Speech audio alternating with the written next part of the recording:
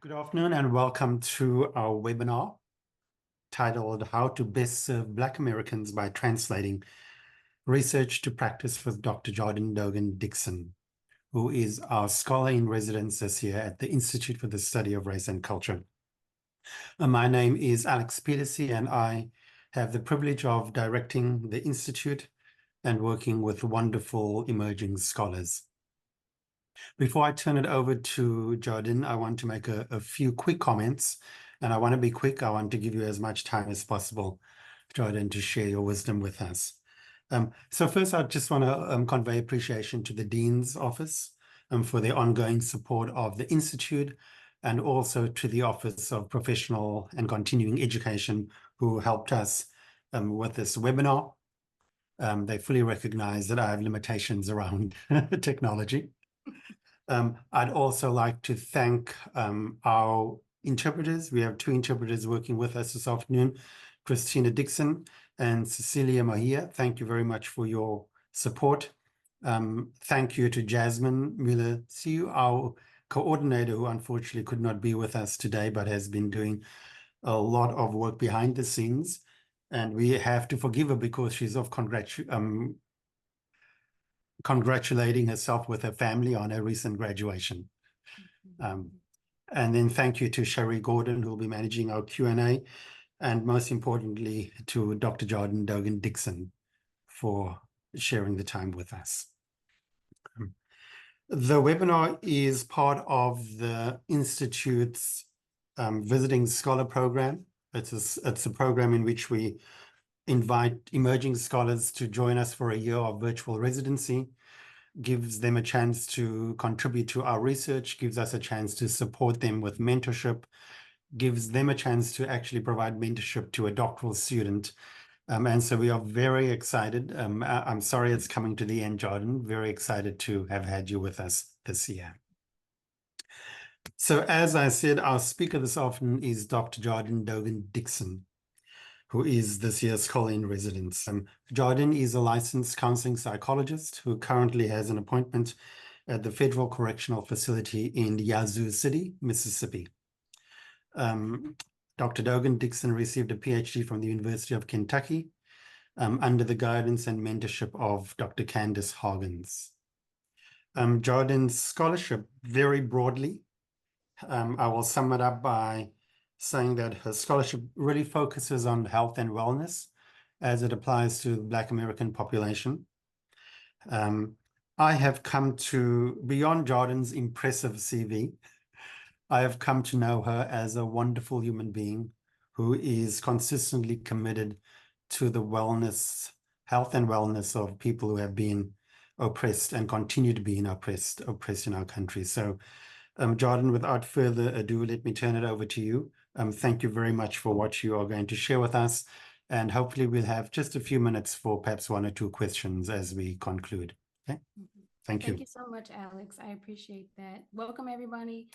Thank you for joining me about a conversation on how to best serve Black Americans by translating our research and our practice. So without further ado, I'm going to share my slides. Can everyone see this? Yes. Perfect on our end. Perfect. Sounds good. So today we're going to talk about a number of things, including the residual effects of COVID-19 and what I consider a double pandemic of the global pandemic, as well as racism and its impact on Black Americans' mental health. We're going to talk about current limitations to our research and practice that may not necessarily translate to these populations and how to access them. In the process of talking about the work that we're doing, we're going to talk about self-care and how to sometimes mitigate that frustration we may feel or that hopelessness we may feel in our work. We're going to talk about my approach to mental health prevention and intervention and what I think works for me really well. And lastly, we're going to end with a call to action to you, to the people who are listening, on how to reach and serve undiscovered populations that interest you. So to begin, let's talk a little bit about COVID-19. I think everyone listening to this conversation can recognize how harmful and how anxiety-provoking this pandemic was. During this time, we also saw a rise of a number of racial health disparities, which aligns with my work. So for Black Americans, we saw morbidity and mortality. We saw high rates of unemployment or essential workers providing a lot of resources and services to many of people globally. We saw food and health and housing insecurities, as well as higher disease transmissions among Black Americans, which in turn related to grief and traumatic loss. We saw a lot of death occurring during this time. And in addition to all of these health implications, we also saw racism rear its ugly head. Okay. So Black Americans reported overt racism and discrimination, higher rates of race based stress and racial trauma. And even now that we are coming out of what seems to be the COVID-19 pandemic, we are experiencing a suicide crisis among Black youth. So it's impacting our younger generations. With all of the elevated mental health symptoms and the suicidality that we're facing, we see more of an interest in services, right? There's been a history of significant underutilization of treatment and therapy and counseling, but I do believe that more people are interested in seeking help. And as they do so, they're encountering a number of access barriers to treatment, whether that be stigma, mistrust of providers, health insurance issues, lack of culturally responsive providers, or even these myths that Black people are invincible and really don't need the help. We're facing all of these barriers to getting them help. So I want to take a second to really reflect on what has happened over the last 4 years. I know prior to COVID-19, I saw myself as a researcher and a clinician. I was, doing tons of research and seeing clients in my training.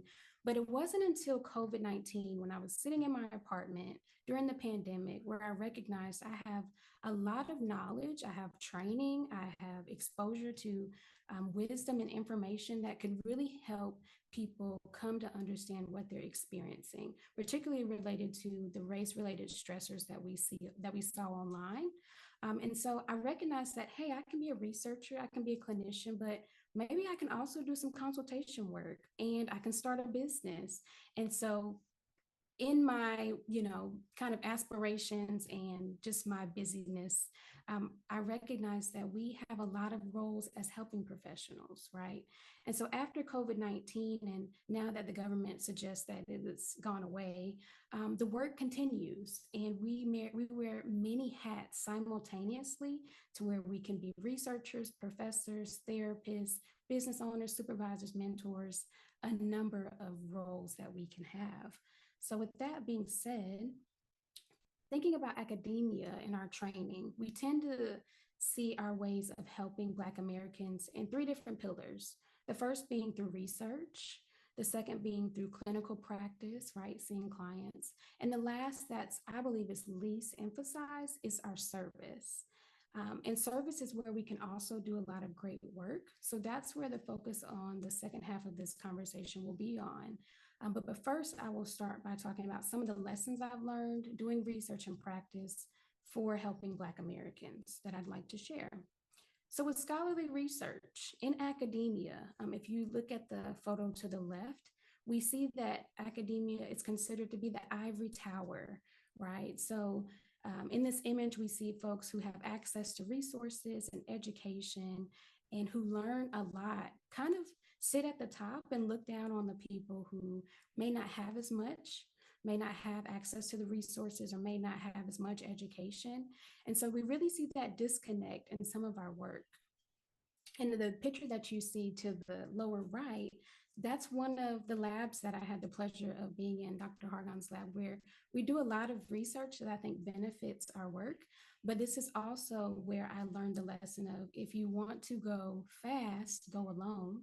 But if you want to go far, go together, okay? And I'll explain a little bit more about how that's relevant to my experience. So some lessons that I've learned about doing scholarly research, conducting it with Black Americans. First, it's really important to recognize that there's diversity. Even though we may share similar racial and ethnic backgrounds, there's so much diversity in identity. There's so much intersectionality. related to geography and class and age and gender and sexuality and religion, a number of different experiences that we really have to highlight in our research so that we don't paint a single story or a single picture that really lumps all Black people together, right? So recognizing that Black people are not monolithic and there's so many experiences that we really need to discuss. And so, kind of in my introduction, Alex gave a lot of the research that I do focuses on what would be considered taboo, right? Racism, sex, drug use, incarceration, really talking to people who are at the margins of our society and that society tends to shun away or not talk about due to shame, tends to be some of the research that I do. And I think it's important to have those conversations. And as we talk about some of these more taboo topics, one of the best ways to do that is to use, qualitative and mixed methods research.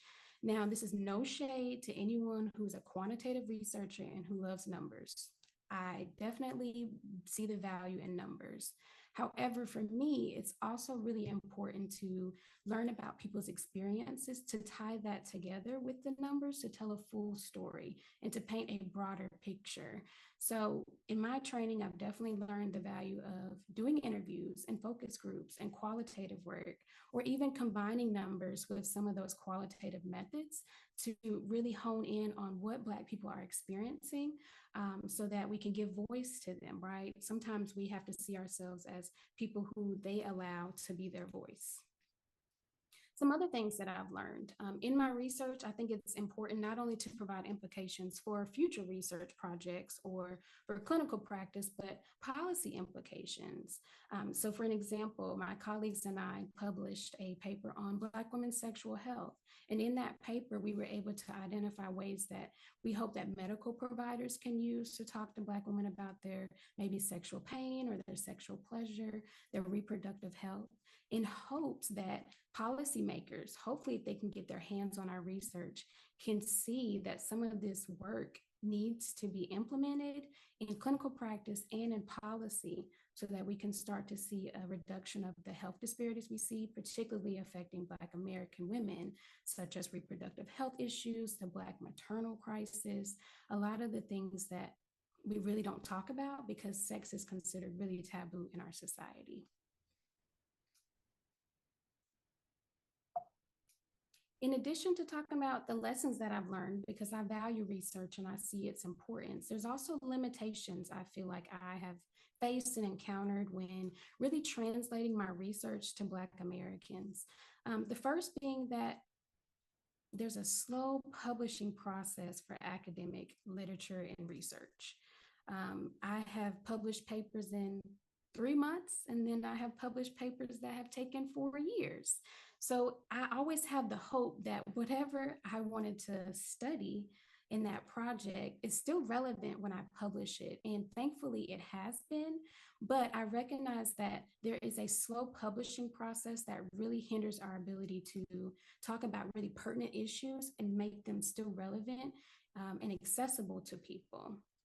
The second limitation I recognize is that the research that we work so hard to publish, right? We submit it to journals, we get feedback, we address those comments, the reviewers' comments, and we hope that it gets accepted. Once it gets accepted, once it's published to print, I later find out, or it just I kind of realized that this research is inaccessible not only to my peers, right, who may not be in academia, but also to the public, which is unfortunate, right? Because we have academic paywalls where if you're not in academia, you have to pay to access the research that we've worked so hard to publish.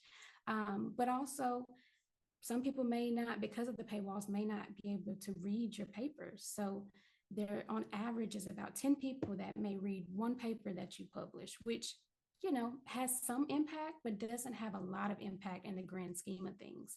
So the inaccessibility is also a barrier. And I think also in academia related to research, it is considered the currency, right, for job promotion, tenure, job security, and income.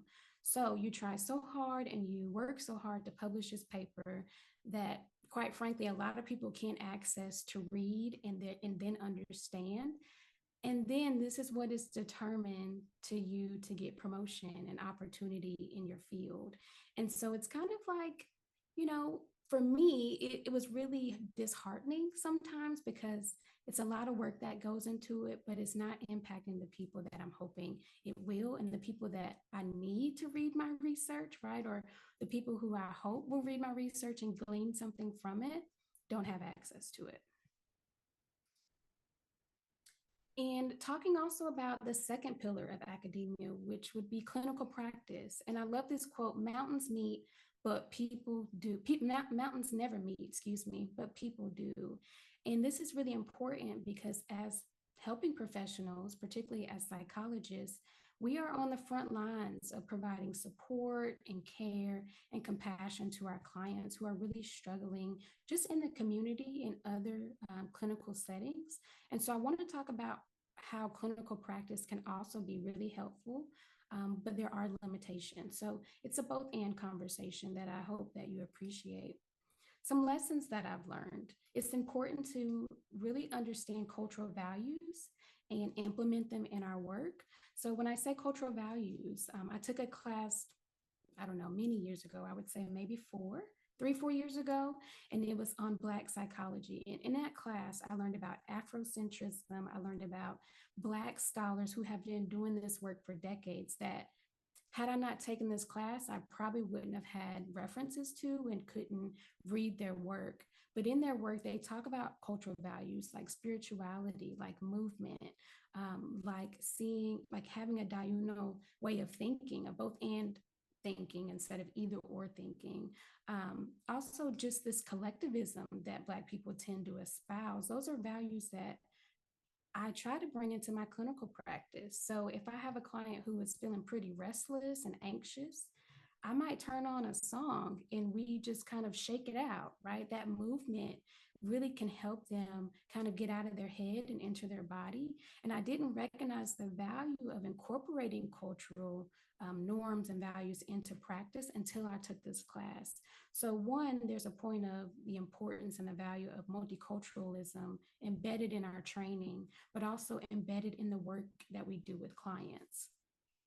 Some other things that I've recognized, I'm not going to hit every point because I want to be mindful of time, but some other things that I've recognized is that it's really important because of financial barriers to offer, if you can, sliding fee scales. So this could look like offering equitable fees based on clients' financial history, their family background, what access to resources they have. So I have actually seen where some clinicians will, charge, one client who has maybe more access to finances, financial resources, may charge them a little bit more than someone who may have a little bit less access to resources or in a lower socioeconomic status. And it's seen more as through an equitable lens of access. And it tends to work. And I think also during COVID, we try to get really creative in getting sponsorships for therapy. So people who, like I said, have access to finances and financial resources and are willing to share will, at one point I had someone offer like, hey, I'll give you $1,000 and, this will pay for whoever needs therapy, right? And so that will allow someone to maybe get, I don't know, 6 to 8 sessions that they don't have to pay for and worry about.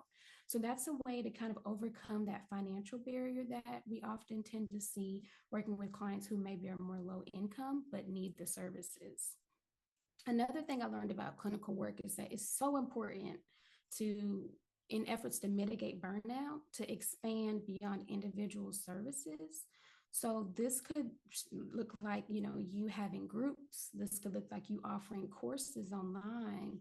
This could look like you offering therapy retreats or intensives or workshops. And really, this is a way to not only, address the barriers of finances, but also, as a clinician, you may not have to worry so much about insurance panels, and clients can, do payment plans or they can be self-pay. But I have seen a lot of benefit from being able to reach multiple clients simultaneously instead of offering just individual face-to-face services.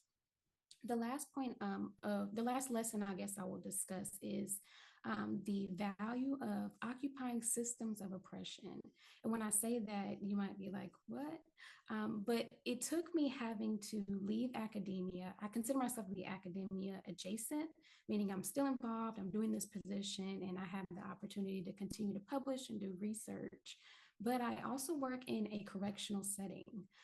And for a lot of people, we recognize that for Black Americans, that is a system of oppression. Black men and Black women and people of color in general are disproportionately affected by the criminal justice system and are imprisoned at a disproportionate rate compared to their white counterparts.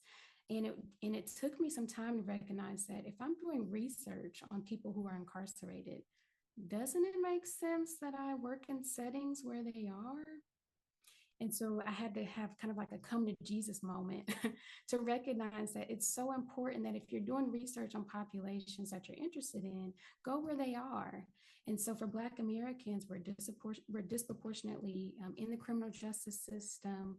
We have a lot of concerns with healthcare. Right. We have a lot of concerns in schools, the school to prison pipeline. We also have concerns with the government and just how policies and laws are not in our favor.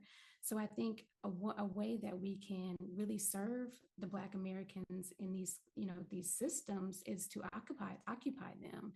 And who better to provide the culturally responsive care that these clients need than us? Right. And so that really kind of was my motivation to working in a correctional setting. And I have seen the fruits of my labor working with Black and brown men and translating a lot of my research on them and substance use and racial trauma to working in this setting. So hopefully that they don't come back. So there's also some limitations to clinical practice. The first being that, as I mentioned, there's a heavy emphasis on individualized services and seeing individuals, which takes a lot of time and energy. And in essence, we're trading our time for money, and we can feel very underpaid, underappreciated, and burnt out. Because we too are navigating these barriers to getting clients who really need the services, particularly when I'm thinking of like Black youth who are experiencing suicidal ideation or who are, have multiple suicide attempts. They have to navigate these systems just like us. And so that can also lead to a lot of burnout. And so that's a limitation to clinical practice that I'm also seeing, in addition to the caseloads that we're having with really challenging clients, maybe, or the long wait list. We see that sometimes clinical practice doesn't also reach the masses as we would like them to. So I share with you a roadmap that I think could be really helpful in translating our research and our practice. I think research and practice are great steps, great first initial steps in our work of helping Black Americans. But I think we tend to forget an essential step of disseminating our work. Right. So I personally believe for me that dissemination starting in 2020 was a way that I really helped mitigate or lessen or reduce my burnout because I was able to talk to different groups of Black Americans, and it really helped me establish my why, and it helped me bring meaning to my work. So once I started sharing my work, my research, the things that I've learned, the growing expertise that I gained through my training, it all made sense as to why I was doing what I was doing in the first place. And over time, the goal is to build community so that people who are experiencing some of these issues can come together, and also to influence policy that we see is really important, particularly in these times, to seeing change. So as I mentioned, I think dissemination was kind of like my question of, oh yes, this is great. This is what why I do what I do. But also as helping professionals, I think it's important for us to have the conversation about self-care, because the question about stress isn't if we're going to experience it, it's when we're going to experience it. And, in current society, self-care is a buzzword, right? Ooh, self-care. But I think sometimes we miss the mark a little bit because we see self-care as something that we do reactively. and kind of in the moment rather than proactively and very intentionally. So, this quote I provided because I think it really kind of gains or gives a really insight into where I'm going with this topic of self care. But faux self care is a method. In the moment, going for a run might improve your mood, but it does nothing to change the circumstances in your life that led you to feel drained, energyless, or down. The work of real self care is about going deeper and identifying the core principles to guide your decision making. When you apply these principles to your life, you don't just feel relief in the moment, you design a system of living that prevents the problems from coming up in the first place. And while I believe this quote is slightly aspirational, right, because we are dealing with systems of oppression, I recognize that it is a good reference point to start seeing self care as something that needs to be intentional and it needs to be kind of systematic, and it requires planning because burnout occurs on various levels. I think burnout is also a buzzword too, but burnout can occur on an individual level, an interpersonal level, and an organizational level. So, individually, we may feel some cynicism, we may feel exhausted and tired, we may feel like the work that we do isn't making as much of an impact, and this can manifest as physical and mental health symptoms. Interpersonally, we may experience relationship strain, poor communication, poor boundaries. We may feel disconnected from other people in our work, and that causes us to isolate. And working in some of the systems that we do that may not work for us, we may experience some work related concerns, procrastination, tardiness, poor adaptability to changes, and really feeling like, our work isn't making an impact. And I think that's also really a big starting point to burnout is questioning your impact. So what has helped me with navigating burnout, particularly during COVID and afterwards, is a care praxis that one of my mentors, Dr. Candace Harkins, introduced to me during my graduate program. And it talks about four different levels of which we can take care of ourselves that tends to get overlooked in the broader conversation about self-care.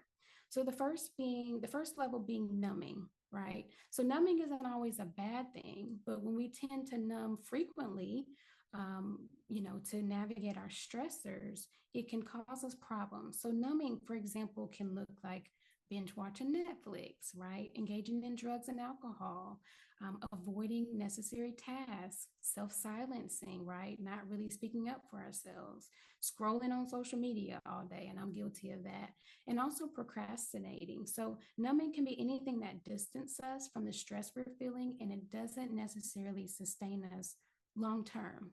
Okay. The second level being self care. So these are the things that, quite frankly, aren't really sexy, that I think a lot of people kind of don't associate with self care. I think when I think of self care, I hear people say like, get my nails done, get my hair done, going out, and that's great. Don't get me wrong, but I think we have to start thinking of self care as things that we do that sustain us long term. And so these are the less sexy things like therapy, exercise, setting boundaries, eating healthy, drinking water, getting adequate sleep. So these are things that we know we should do, but we struggle, and they tend to be the first things that go out the window when we're stressed out. The third level being collective care, right? So when we think about interpersonal burnout, this is dealing with our relationships and how we interact with other people.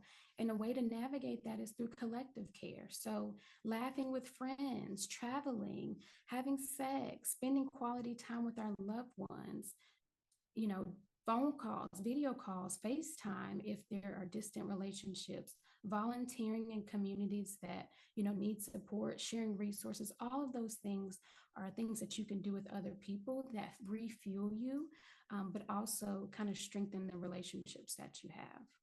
And the last level being soul care, right? So these are the things that connect you to a higher purpose. and a higher power. So this could be prayer, meditation, being in nature, right? Listening to really positive music, doing some art or consuming art, doing yoga, sound baths. And I also included playfulness on there because when I think of young children who are not stressed out like adults, hopefully, and they're just playing and living their best life, like that is actually really soul healing. And so I think being playful and taking life a little bit less serious can be a way that we heal ourselves. And so when you think about these different levels, I want you to consider what are some things that you're doing a lot of that may not be helping you, right? So consider the quality at which you're doing some of these things. If you're numbing, how present are you? Or if you are engaging in collective care, how intentional are you, right? So some people will say, okay, well, I'll do some collective care by going to dinner. But if you and whoever you go with is sitting on your phone the whole time, is it really collective care? Is it really intentional? Is it really refueling you, or are y'all just spending time together physically?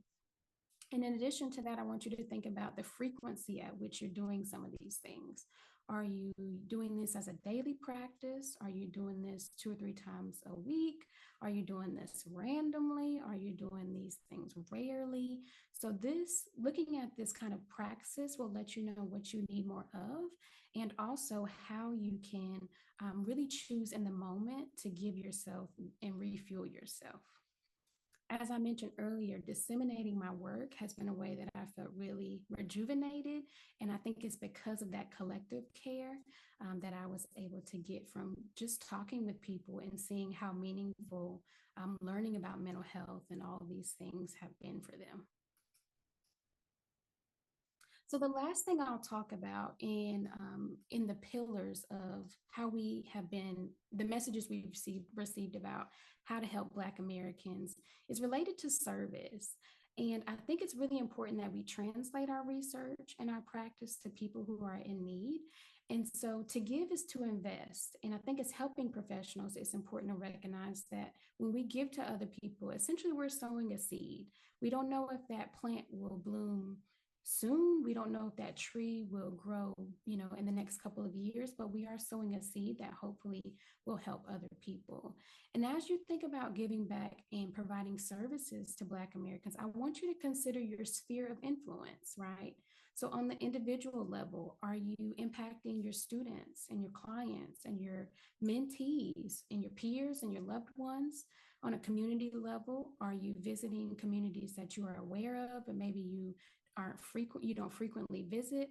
And also the public, how are you reaching the masses? How are you helping folks that you may not know, but maybe on a national or global scale, because that is possible. So we'll talk about at each level how I try to do that and how that's been really fruitful for me. So the first being on the individual level, I definitely see the value of mentorship, primarily because we see that there's a need for more BIPOC clinicians in the mental health field. And I personally think that requires a lot of mentorship. Sometimes you can't be what you don't see.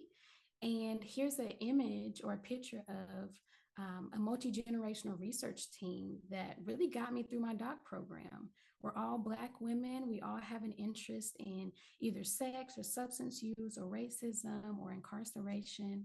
And we helped each other get through different phases of our careers, whether that be as a young doc student or a more advanced doc student as I was, a postdoctoral scholar, an assistant professor, an associate professor. We all were working together. And it's really important because only about 4% of psychologists identifies Black. And we're seeing low enrollment numbers in our programs. And the curriculum still isn't up to par with addressing multiculturalism and acknowledging that there are things that maybe Black Americans need in their treatment that maybe other individuals don't need. So really kind of specifying some of the work that we do. I will say that I have seen some progress in this area.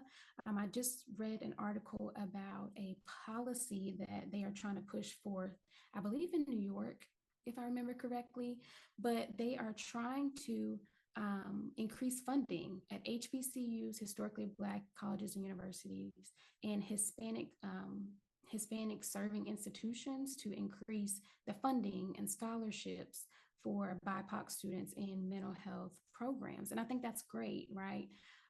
Because students need resources like scholarships and exam preparations and even training on how to be clinicians and be business owners in their work.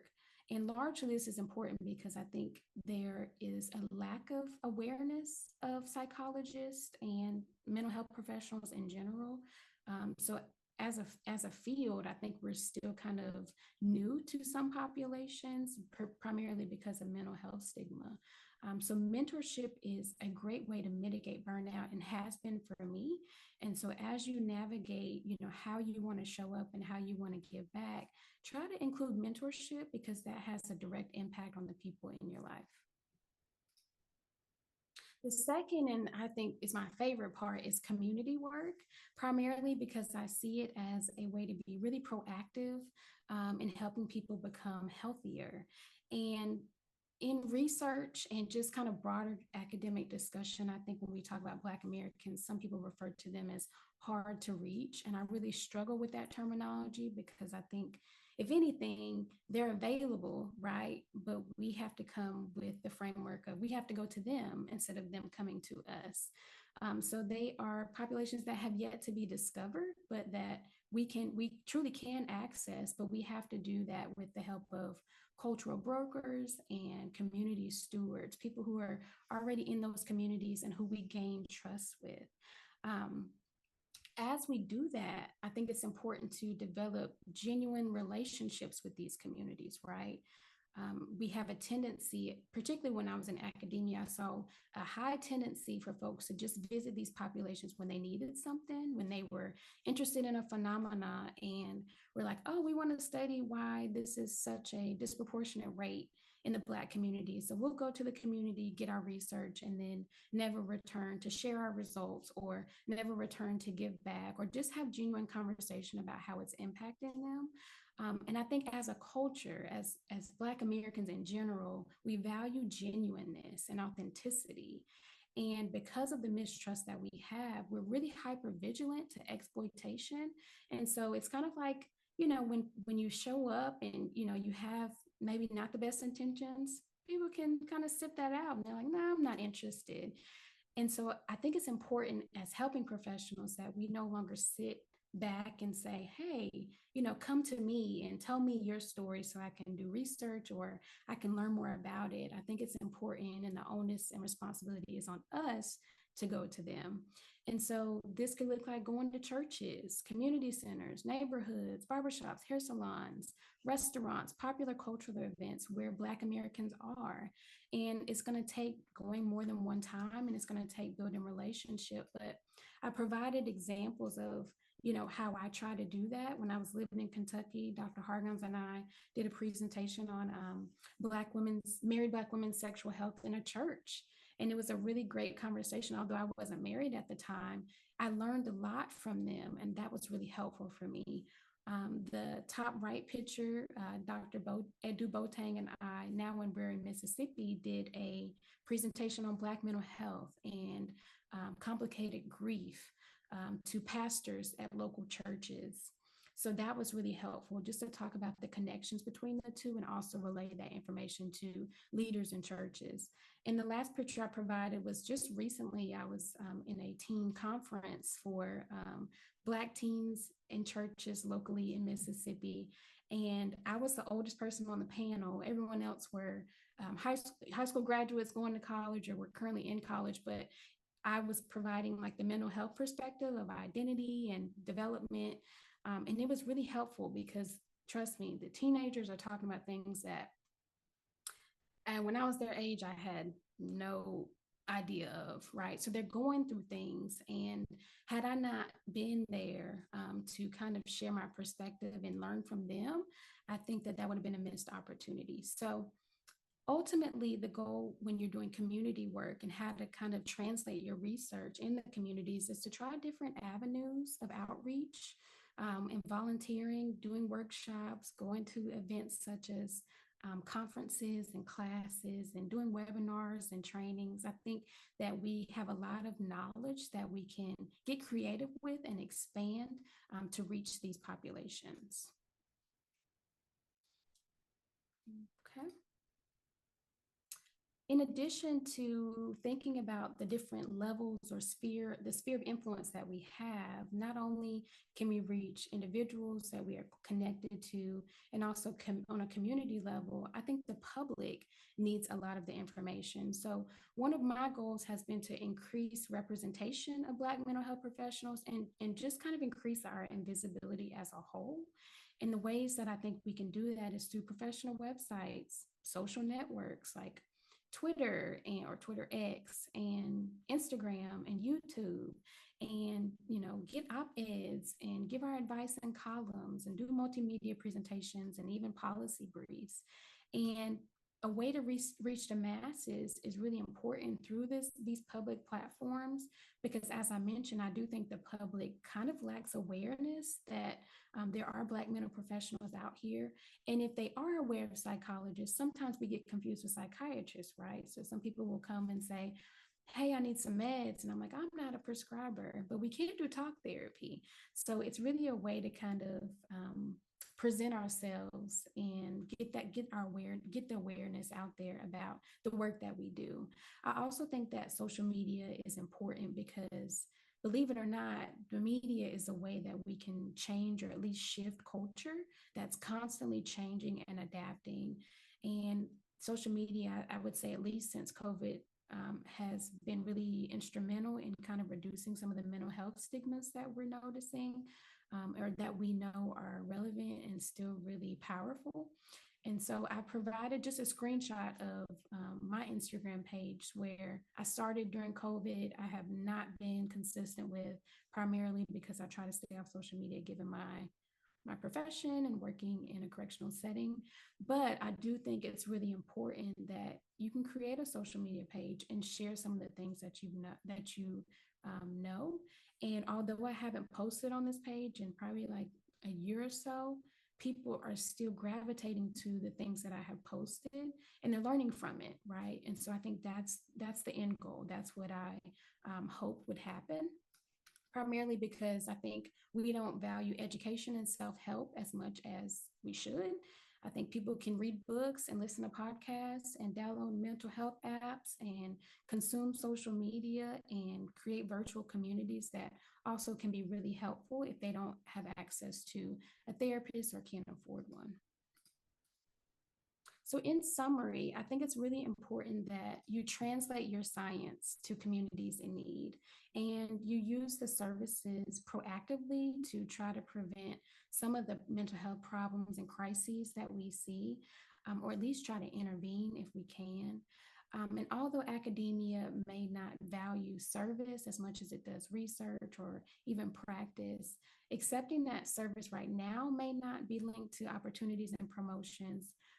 I think in the future it will be, primarily because we are bringing attention to the fact that we are translating this work. We are making a difference. And as we are striving to make a difference and reach communities and share our work, self-care is paramount, right? And developing a robust self-care praxis can help us to mitigate burnout on those multiple levels that we discussed. And the best way, I think, to serve Black Americans is to give them the creative view. Creativity at this point is needed because the traditional ways of research and practice when working with Black Americans isn't really improving their situation, right? And so getting the information out there, I think, is a great way to serve them. So my call to action to you is to pick an opportunity of how you can translate your work. This could be you writing an op-ed, this could be you doing a blog, this could be you doing a workshop, whatever you choose. But I do think it's important that we start to reach out to undiscovered populations that need our attention and share our work. So thank you so much for your attention, your time, for joining us today. I do think we have a little bit of time for Q&A if there are any. But if you want to ever reach out to me, here's my contact information. I do have a website. It has not been updated. I'm working on that. Or you can email me. My information is provided here. And you can follow my social media. And I'm currently located in Mississippi. So if you ever want to connect or you're visiting, you can reach out and hopefully we can join each other. So thank you so much. And I guess I will turn it over to Cherie if we have any questions.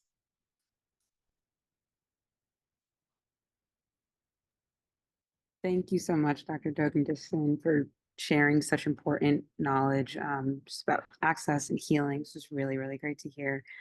So we will open it up to any questions that people might have.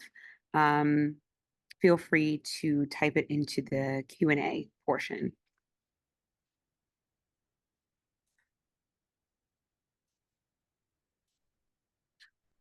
So a quick question for you first. Someone is, first of all, thanking you so much for this presentation and wondering if this PowerPoint will be sent out to attendees. I believe so.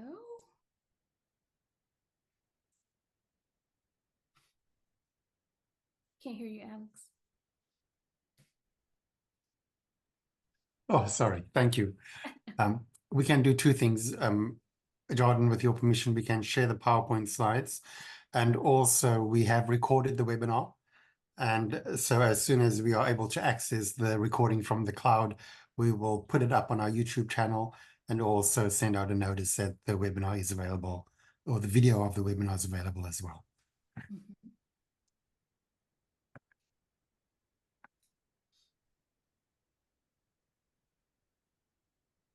And Clayton asks, will there be more webinars in the future?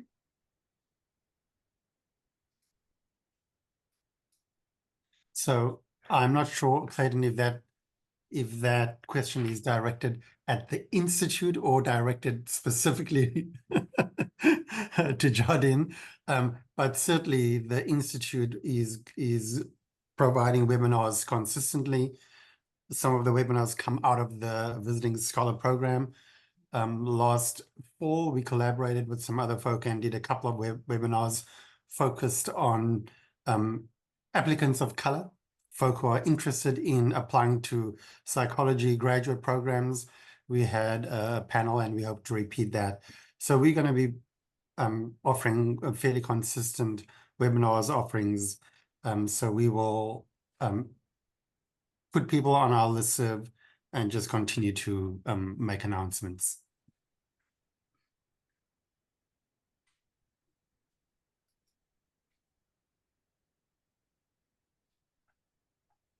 And Claude asks, any guidance on how to not get caught up on the glitz and glamour of academia and focus on research and practice that can be beneficial for marginalized groups? I love this question, Claude. How to not get caught up in the glitz and glamour of academia, I think, is really related to what we tend to learn. Hopefully, we have learned in our training about cultural humility and just recognizing that we have populations that we need to serve. And if we stay in academia, sometimes we can kind of sit in that ivory tower and get comfortable. And we stop at that first step of the roadmap that I showed, where we just do our research and that's it. But I think also if we continue to see dissemination as kind of an essential part of the research process, right, that we can't forego, we can't overlook, and we just make it an automatic step in our work, then I think that's a way that we can stay humble. Because if one thing that's been really helpful for me when I do community work is I learn from the people that I'm talking to. Trust and believe, those teenagers taught me so much that I just was like, whoa. So I think that comes with some humility of recognizing that although we are seen as experts and we have PhDs or, advanced degrees, we still can learn from the people that we are trying to help.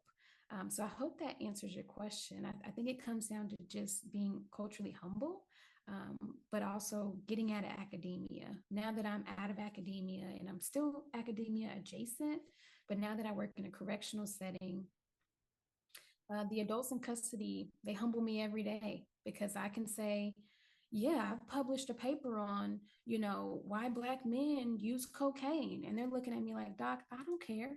Like, how's that going to help me? And I'm like, you're right. It might not. Yeah. But we can talk about interventions that I've studied that may help, right? So I think translating it and seeing the people that you're helping as people that you can learn from is a way to not get caught up in the glitz and glamour. So I hope that answered your question.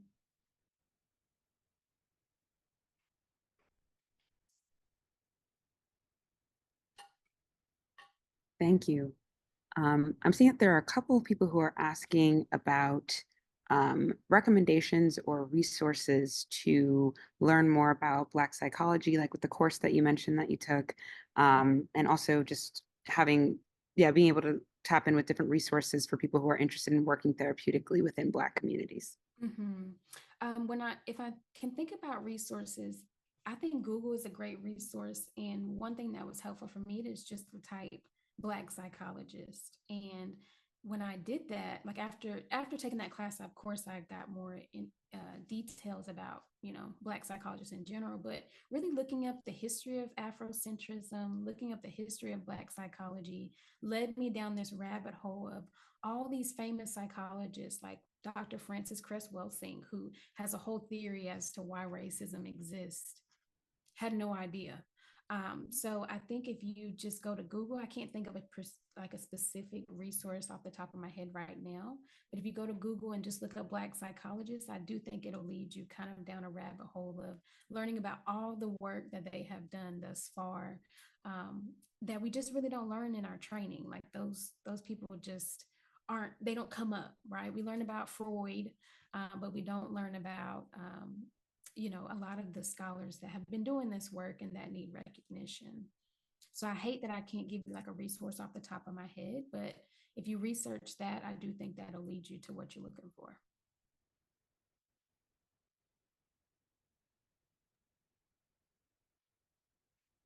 One of the attendees is noting how disability in Black communities is a taboo topic as well.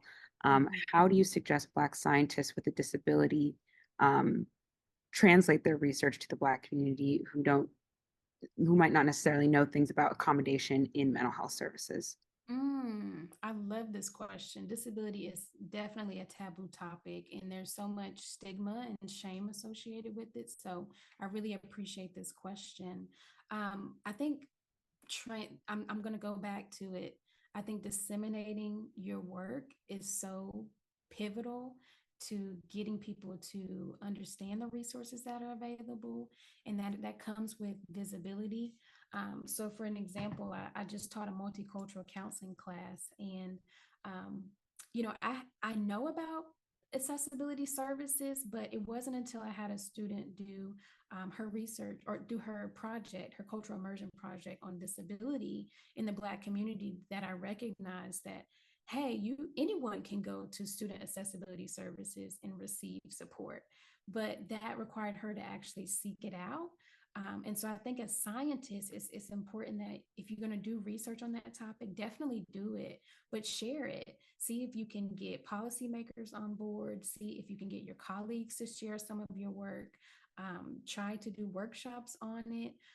So for an example, like I said, we did research on Black women's sexuality, and me and one of my younger mentees, colleagues, actually translated that into Black women's sexual pleasure workshops, where we had almost like 100 Black women show up on Zoom, and we talked about sexual pleasure, and it was divine. I loved it.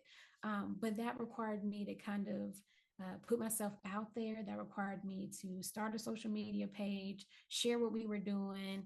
It was kind of intricate, but it was wonderful. And so I can definitely see you doing like a disability series and talking about Black disability. So you got to get creative, but I guess I'm a visionary and I can see you going and doing great things with that topic. So I hope you do. Hopefully that's encouraging.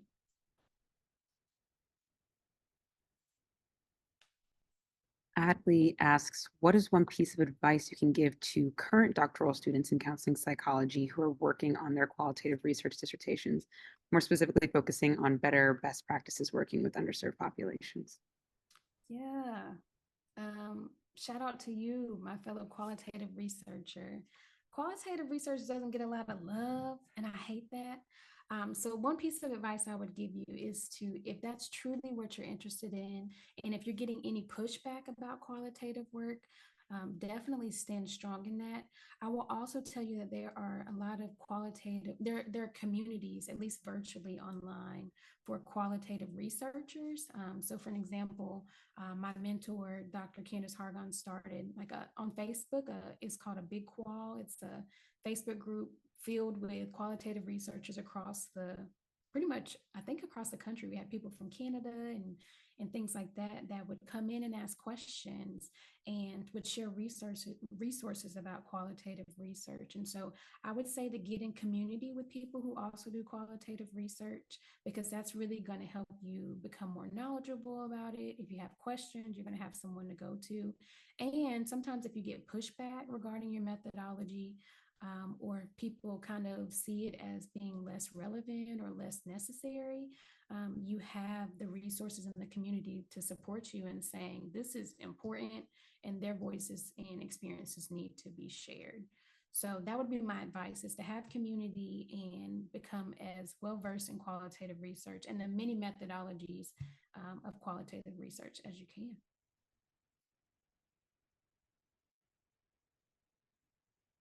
Another attendee asks, what is your take on combining mental health care with physical health care to reach Black populations while they're at their physician's office, also speaking with them about how physical health can impact mental health, vice versa? Oh, I love that. I think that's a great way to reach people.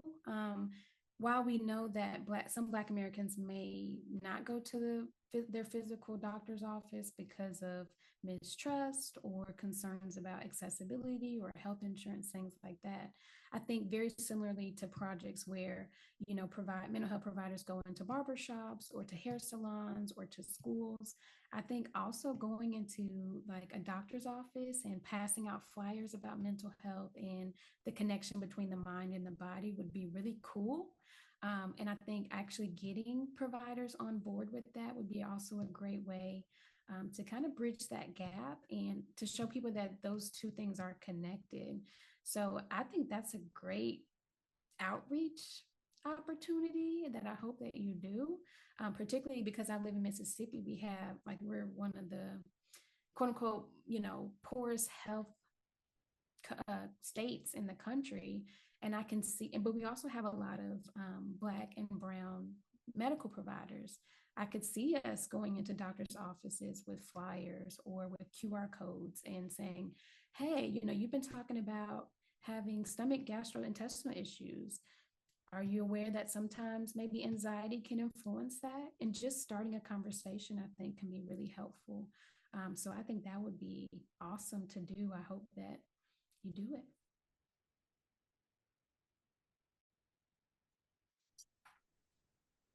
Jerry, I think we are coming to the end of our allotted time together. For any folk that we did not get to the questions, we apologize.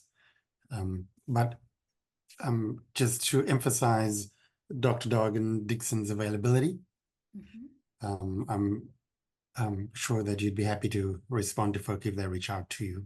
Absolutely. So, Jordan, I want to thank you so much for sharing your insights, your wisdom, your passion for this work.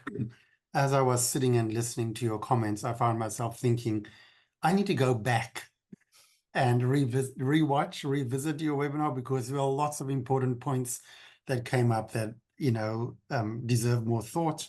So I'm looking forward to doing that. Appreciate so much your time, what you do, who you are. Thank you everyone for joining us this afternoon. Please feel free to look out for upcoming opportunities that the Institute will provide. And please continue to join us in our collective effort to make the world a better place for folk who continue to experience oppression. across many domains. So Jardin, thank you very much, and goodbye. Take care.